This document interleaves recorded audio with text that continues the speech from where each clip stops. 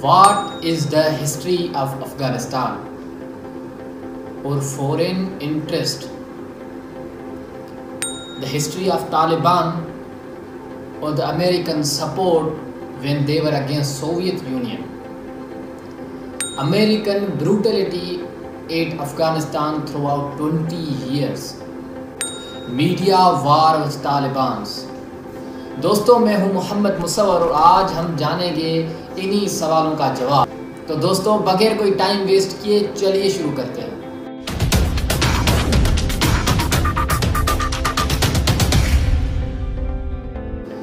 Afghanistan, a landlocked country located in Central and South Asia, جس کی area 155 ملکوں سے زیادہ، جس کی پاپولیشن 152 ملکوں سے زیادہ اور جس کی جی ڈی پی 99 ملکوں سے زیادہ ہے. یہ افغانستان 9 طرح کی ڈیفرنٹ سویلائزیشن فارمیشن سے گزرا ہے. 1709 تک ہوتک سلطنت، 1738 تک دورانوی سلطنت، 1826 تک بارکزئی سلطنت سے لے کر اینگلو افغان وار اور ڈکلیریشن آف ڈیموکریسی سے لے کر افغان طالبان ٹیک اوور تک افغانستان ایک نہایت ہی کنٹروورشل ملک رہا ہے دوستو. اور اس کی کنٹروورسی فارن انٹرسٹ کے بنا پر ہے. تو کیوں دوستو فارن کا افغانستان پر اتنا زیادہ انٹرسٹ ہے؟ بقول ان کے کہ ہم 9/11 کے انسیڈنٹ کے بعد افغانستان پر انویڈ ہوئے ہیں. We went to Afghanistan 20 years ago with one mission in mind, and that was to deal with the people who attacked us on 9/11. لیکن ریسورسز کی بنا پر دوستو صرف وجہ 9/11 ہی نہیں. کوئی کہتا ہے کہ امریکن انٹرسٹ ادھر ڈی سٹیبلائز کرنے کے لیے تھا، کوئی کہتا ہے کہ کولونائز کرنے کے لیے کیونکہ ان کی کی لوکیشن ایسی ہے، کوئی کہتا ہے کہ 1 ٹریلین منرلز کی وجہ سے، کوئی بڑی کہتا ہے کہ ہیرون اور اوپیم انڈسٹریز کے سپلائی کی وجہ سے. دوستو جو بھی سبب رہا ہو، لیکن امریکہ کا بقول ان کے طالبان بہت بڑے دشمن ہیں. دوستو جہاں تک بات کی جائے طالبان کی، تو نہ ایز ہول میں ان کو سپورٹ کرتا ہوں اور نہ ایز ہول ان کو ٹیررسٹ سمجھتا ہوں.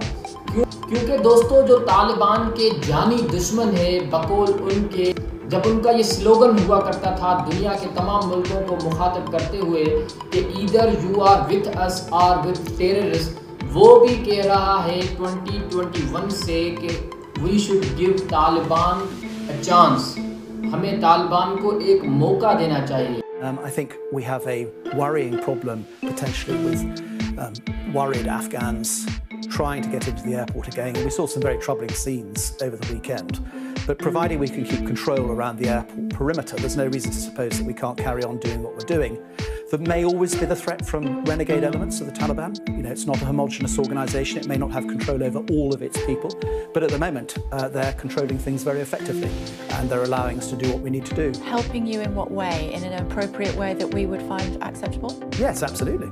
اس کے علاوہ دوستوں اگر بات کی جائے کہ پاسٹ میں طالبان کیسے وجود میں آئے، تو ان کی شروعات ہوتی ہے 80s سے، جب ایک انسرجنٹ گروپ افغان مہاجرین کے نام سے جو US، UK، پاکستان، ایران اور چائنا کی مدد سے ماڈرن ڈے رشیا یعنی اس وقت کا سوویت یونین اور ڈیموکریٹک ریپبلک آف افغانستان سے لڑتا رہا. اور دوستو if we back to the era جب امریکہ طالبان ایکا مہاجرین کو ان کے انٹرسٹ کے بنا پر جب ان کے مفادات ملتے تھے، تب بقول ان کے ایک ٹیررسٹ آرگنائزیشن کو کیسے سپورٹ اور انکریج کرتا تھا. آج بھی آپ آپریشن سائیکلون کے نام پر سرچ کر لیں، چاہے وہ اسامہ بن لادن کو واریر کہنا یا کچھ ایسا. We know of their deep belief in God, and we are confident that their struggle will succeed. You know, that land over there is yours. You'll go back to it one day because your fight will prevail and you'll have your homes and your mosques back again because your cause is right and God is on your side. دوستو اس کے بعد بات آ کر رکتی ہے 9/11 پر. یہ 9/11 ایسا incident ہے جو عوام الناس کو اتنا ہی پسند ہے جتنا انٹرنیشنل میڈیا نے ہمیں دکھایا ہے، لیکن آج بھی اس کے کچھ چند سوالات ایسے ہیں جن کا جواب شاید ہی کسی کے پاس ہو، جن میں سر فہرست بلڈنگ 7 کا ذکر ہے جو 2001 میں 9/11 کے نام سے انسیڈنٹ ہوا تھا پلین اسٹرائک کا ورلڈ ٹریڈ سینٹر پر۔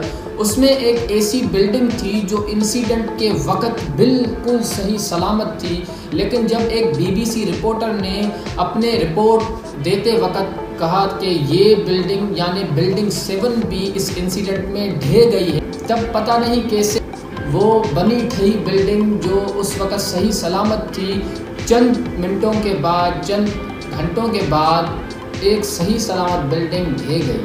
دوستو اگر آپ کے سامنے کوئی 9/11 کی بات کرے تو آپ اس کے سامنے بلڈنگ 7 کا تذکرہ ضرور کیجیے، لیکن دوستو آنیسٹلی اگر میڈیا کی بات کی جائے کہ کیسے میڈیا فاٹ وار طالبان، تو کہیں پیچھے جانے کی بہت سارے مثالوں کی ضرورت بھی نہیں۔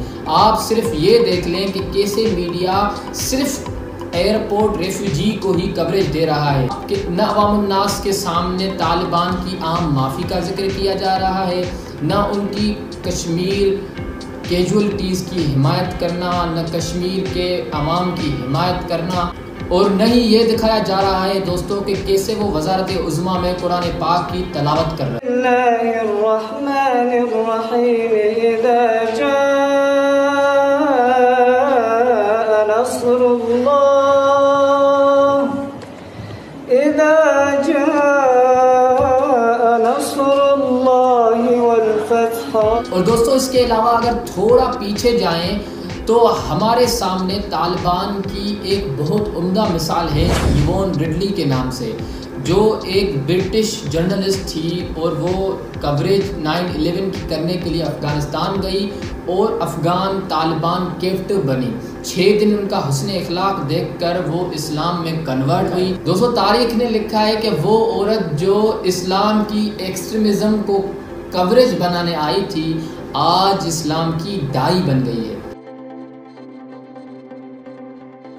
دوستو ایک اہم بات جو فطرتاً عام انسان کے ذہن میں گھر کر گئی ہے کہ افغان طالبان اور پاکستان طالبان ایک ہی چیز ہے۔ نہیں دوستو، افغان طالبان ایک الگ آرگنائزیشن ہے۔ دوستو اگر امریکہ کی جرنی کی بات کی جائے کہ کیسے امریکہ نے 20 ایئرز کراس بارڈرز بتائے، یعنی افغانستان میں ان کی 20 سالہ سفر کیسے گزرا، تو جتنے بروٹل جتنے ظالم یہ لوگ رہے ہیں شاید ہی کوئی رہا ہو۔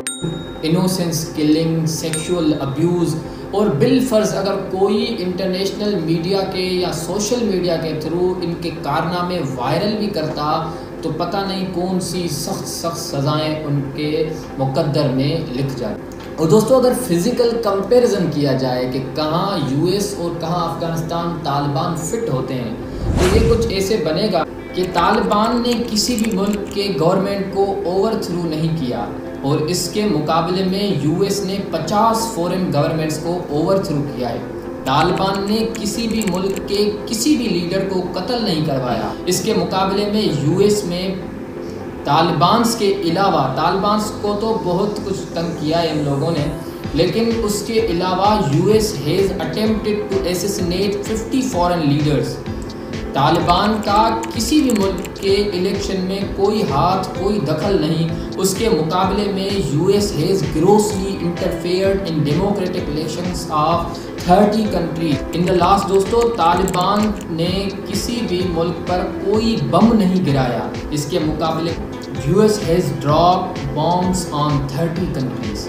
آپ اندازہ لگائیں۔ in the last دوستو if we summarize the topic تو وی ہوپ کہ آنے والی حکومت افغانستان کے عوام کے لیے ایک بہترین اور امن والی حکومت ثابت ہو، اور وی پریڈ ٹو اللہ سبحانہ و تعالیٰ کہ افغانستان کے فیوچر کے لیے یہ حکومت برائٹ ثابت ہو۔ تو دوستو یہ تھی آج کی ویڈیو۔